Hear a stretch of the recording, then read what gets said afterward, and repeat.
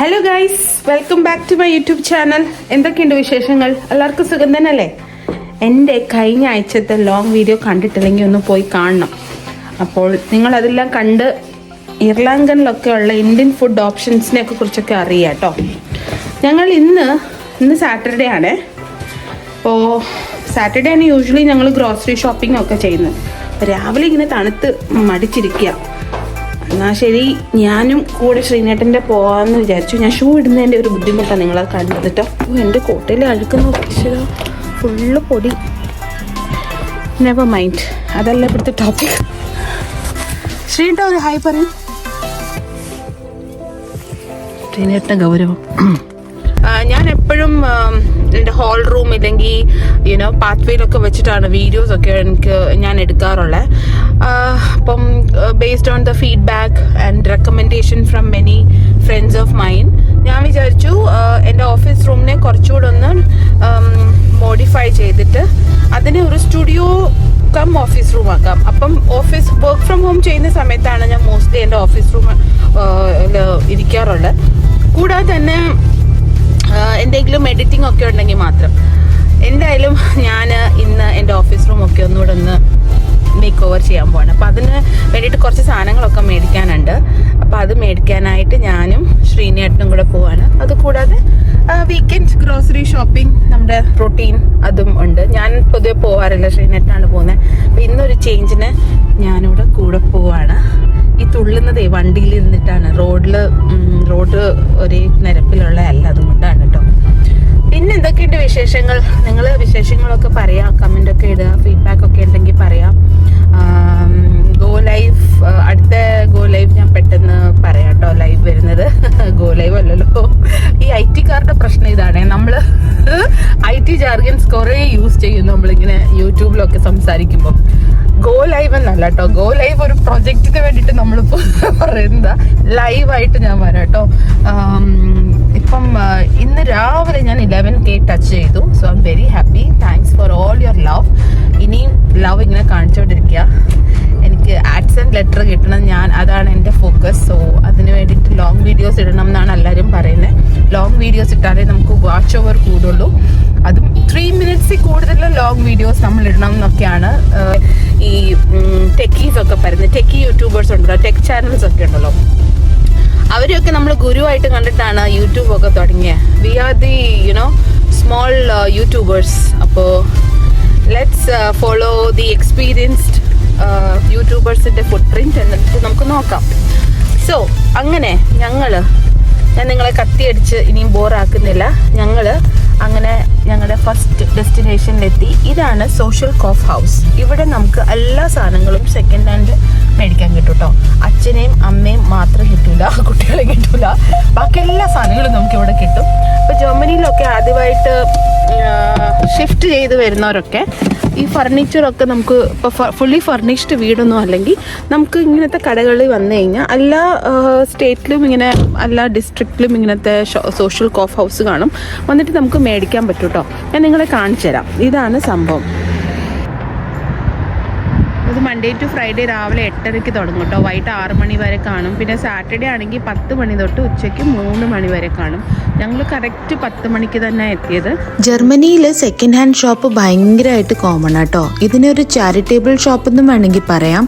Second handle നമുക്ക് second hand സാധനങ്ങൾ കിട്ടുമ്പോൾ നമ്മളത് അവിടെ കൊണ്ട് കൊടുക്കുന്ന ആളുകൾക്ക് അതിന് പകരം യൂറോസ് ഒന്നും നമുക്ക് കിട്ടൂല കേട്ടോ.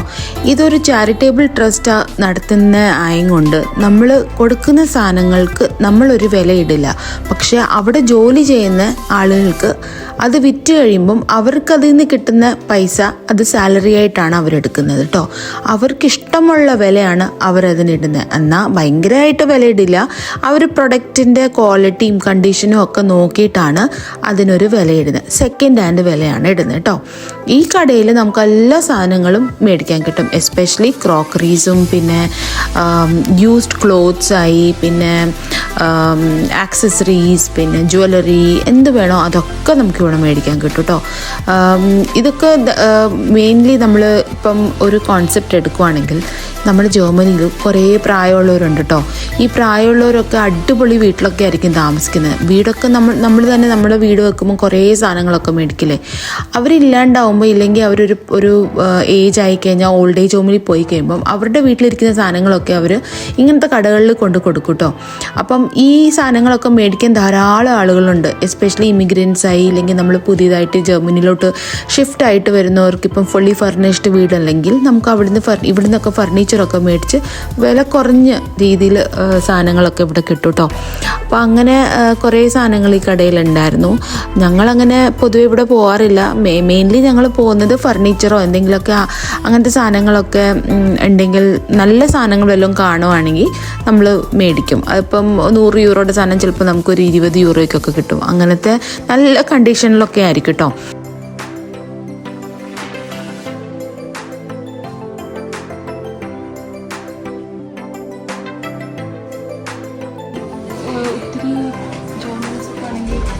ഒത്തിരി തുണികളൊന്നും മേടിച്ച് കാശ് കണ്ടിട്ടില്ല.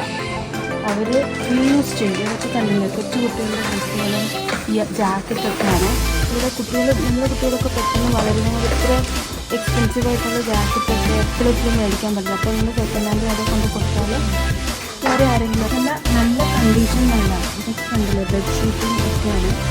എല്ലാം നല്ല നീറ്റ് ആൻഡ് ക്ലീനായിട്ടാണ് അവരിങ്ങനെ വെക്കുന്നത്. നമ്മളിങ്ങനെ കഴുകി മടക്കി ഉണക്കി കൊണ്ട് കൊടുക്കണം. നമ്മളൊക്കെ ഉപയോഗിച്ച് കഴിഞ്ഞിട്ട് എന്തെങ്കിലും കൊണ്ട് കളയില്ലേ. ഇവിടെ ആളുകൾ ഇങ്ങനെ കടയിൽ സെക്കൻഡ് ഹാൻഡ് കടയിൽ ഇങ്ങനെ കൊണ്ട് കൊടുക്കുന്നുണ്ടാവും കാർഡ്സ്. എത്ര നീറ്റായിട്ട് അവർ ടോയ്സൊക്കെ വെച്ചിരിക്കണം. ഇതൊക്കെ ഉപയോഗിച്ച് ഉള്ള ഗെയിംസും ടോയ്സൊക്കെയാണ്.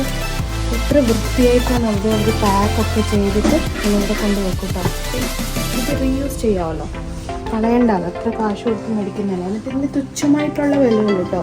ഒത്തിരി എക്സ്പെൻസീവ് ഒന്നുമല്ല. ഇത് അവർ മേടിച്ചേക്കാട്ടിൽ ഷൂവും സാൻഡിൽസും ഒക്കെ ഉണ്ട് കേട്ടോ. എത്ര ആളുകൾ ഇത് മേടിക്കും എന്നുള്ള അറിയില്ല. പക്ഷെ നല്ല കാശ് കൊടുത്ത് മേടിച്ച സാധനങ്ങൾ കേടാവാത്തതൊക്കെ ഇവിടെ സെക്കൻഡ്സിൽ വെക്കും കേട്ടോ. ഇഷ്ടമുള്ളവർക്കൊക്കെ മേടിക്കാം, മേടിക്കുന്നവരുണ്ട്.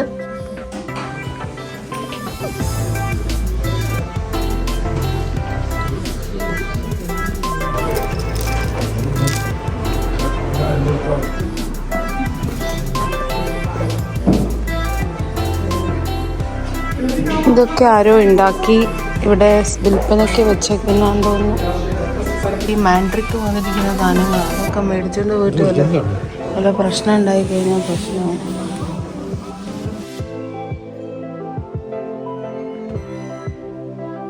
ബയ്യക്ക് പറ്റിയ ടേബിളാണ്. പക്ഷെ നമ്മൾ ഓൾറെഡി അവിടെ മേടിച്ചിട്ടുണ്ടല്ലോ. അങ്ങനെ ഞങ്ങൾ സെക്കൻഡ് ഹാൻഡ് കടയിൽ നിന്ന് എനിക്കൊരു മേക്കപ്പ് വാർഡ്രോബ് മേടിച്ചു കേട്ടോ, ചെറുത്. ഞാൻ ഒരു ബുക്കൊക്കെ വെക്കാൻ ഇങ്ങനൊരു ബാഗും മേടിച്ചു കേട്ടോ. പിന്നെ ഒരു ചെറിയ ഡ്രം ഉണ്ടായിരുന്നു, അതും മേടിച്ചു. ഇനി അടുത്ത ഡെസ്റ്റിനേഷനിലോട്ട് നമ്മുടെ സ്റ്റാൻഡേർഡ് ആയിട്ടുള്ള ആക്ഷനിൽ പോവാണ് കേട്ടോ. എനിക്ക് എൻ്റെ സ്റ്റുഡിയോ റൂം ഡെക്കറേറ്റ് ചെയ്യാൻ പറ്റിയ സാധനങ്ങൾ കിട്ടിയിട്ടില്ല. അപ്പോഴൊന്ന് ആക്ഷനിലും കിക്കിലും കൂടെ ഒന്ന് പോയി നോക്കണം. ശ്രീനേട്ടൻ എന്നെ പേടിയാണ് കടയിൽ കൊണ്ടുവരാൻ. നമ്മൾ ലിസ്റ്റിൽ എഴുതാത്തൊക്കെ കുറേ മേടിക്കും. ഞാൻ അതുകൊണ്ട് ഷോപ്പിങ്ങിനൊന്നും അങ്ങനെ ഇറങ്ങാറില്ല. ഈ ഓഫീസിൽ പോയിട്ട് നമ്മൾ വൈകുന്നേരം വരുമ്പോഴത്തേക്ക് ഭയങ്കര ടയേർഡാവും. പിന്നെ വീക്കെൻഡ് അങ്ങ് ഇറങ്ങാൻ തോന്നില്ല. വീക്കെൻഡ് ഫ്രണ്ട്സിനെ മാത്രം മീറ്റ് ചെയ്യും. അല്ലാണ്ട് എനിക്ക് പുറത്തിറങ്ങാൻ ഇഷ്ടമല്ല. I am a very homie. ആഴ്ചയിൽ 2-3 ദിവസമൊക്കെ പോകുന്നതും കൊണ്ട് ഭയങ്കര ക്ഷീണമാവും. വീക്കെൻഡ് എങ്ങും ഇറങ്ങാൻ തോന്നില്ല. വീട്ടിൽ തന്നെ ഇങ്ങനെ ഇരുന്ന് കോഫിയൊക്കെ കുടിച്ചിരിക്കാൻ തോന്നും കേട്ടോ. ഇന്ന് എനിക്കൊരു മോട്ടിവേഷൻ, എനിക്ക് എൻ്റെ ഓഫീസ് റൂം സ്റ്റുഡിയോ ഡെക്കറേറ്റ് ചെയ്യണം. അപ്പോൾ അതിന് വേണ്ടിയിട്ടുള്ള സാധനങ്ങളൊക്കെ മേടിക്കുന്നതിൻ്റെ ഒരു എക്സൈറ്റ്മെൻറ്റിൽ ഞാൻ ഈ തണുപ്പത്ത് ഇറങ്ങിയതാണ്. ഇപ്പോൾ മൈനസ് മാറി പ്ലസ് ആയി 1.5 ഡിഗ്രിയാണിപ്പോൾ. അങ്ങനെ ഞങ്ങൾ ആക്ഷനിലെത്തി ഗൈസ്. ഞങ്ങളുടെ സ്ഥിരം ആക്ഷനാണ്. ഇവിടെ എല്ലാ സാധനങ്ങളും ചീപ്പറാണ് when compared to other shops.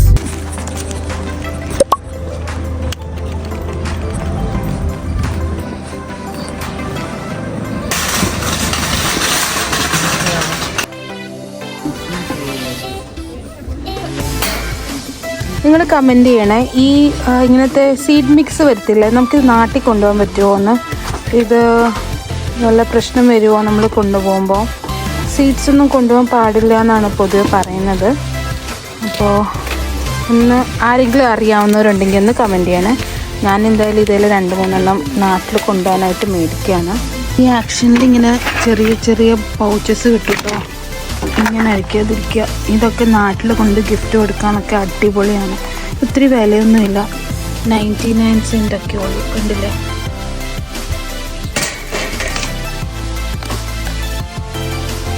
ഇവിടെ നോക്കട്ടെ, എനിക്ക് വല്ലതും എൻ്റെ സ്റ്റുഡിയോ ഡെക്കറേറ്റ് ചെയ്യാൻ പറ്റിയ സാധനങ്ങളൊക്കെ ഉണ്ടോ എന്ന് നോക്കാം.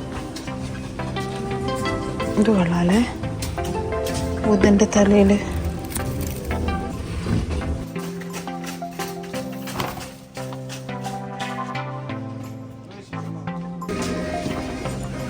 അവസാനം മേടിച്ചിട്ട് ശ്രീനേട്ടൻ്റെ മുഖം നോക്കി.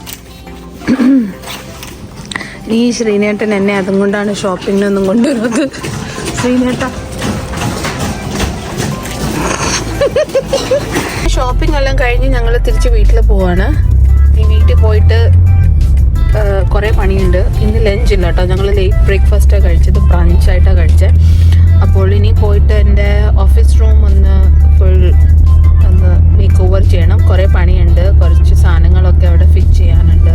പക്ഷേ ഇതിനായിട്ട് ഞാനും കൂടെ ആ വർക്ക് അങ്ങോട്ട് ചെയ്യാൻ പോവാം. അത് ഞാൻ വേറെ വീഡിയോ ആയിട്ടിടാം. അപ്പോൾ വീക്കെൻഡ് ഷോപ്പിംഗ് വീഡിയോ ഞങ്ങൾ ഇവിടെ നിർത്തുന്നു. പുതിയ വീഡിയോ ആയിട്ട് ഞങ്ങൾ പെട്ടെന്ന് വരുന്നതായിരിക്കും കേട്ടോ. അതുവരെ നിങ്ങളെല്ലാവരും സന്തോഷമായിട്ടിരിക്കുക, വീക്കെൻഡൊക്കെ എൻജോയ് ചെയ്യുക. എൻ്റെ ഷോർട്സും ലോങ് വീഡിയോസും ഒക്കെ കാണുക. അപ്പോൾ ഞങ്ങൾ ഞങ്ങളുടെ ഷോപ്പിംഗ് സാധനങ്ങളൊക്കെ വീട്ടിലോട്ട് കൊണ്ടുപോകട്ടെ. ഇനിയും ഓഫീസ് റൂമും എൻ്റെ സ്റ്റുഡിയോ റൂമും ഒക്കെ ഒന്ന് ഡെക്കോർ ചെയ്യണം. അപ്പോൾ ഈ വീഡിയോ ഇവിടെ നിർത്തുന്നു. Take care and bye. ശ്രീനേട്ട ഒരു ബൈ പറയൂ. ബൈ. दिल है कि मानता नहीं